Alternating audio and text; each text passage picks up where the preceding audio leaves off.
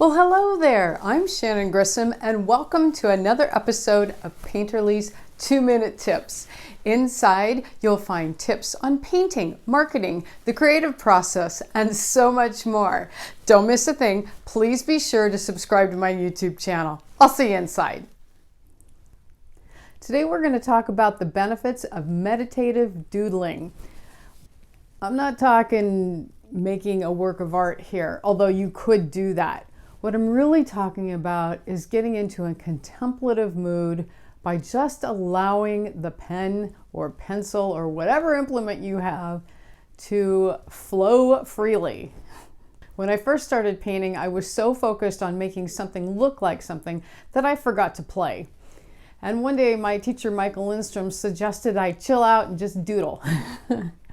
Mike suggested I pick up a pen or stylus and fill the paper with one continuous line. He said not to worry about where it goes or how it looks, just fill the paper. I tried it and I found it to be so contemplative.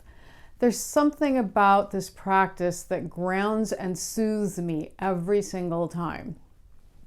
It's also a great way to kickstart your creative work for the day, as it instantly puts you in alpha mode. I know some artists that have taken doodling to a just incredibly creative art form. So there you go. This is a great way to relax. Give it a shot. Let me know how it works out for you. Thanks for joining me today.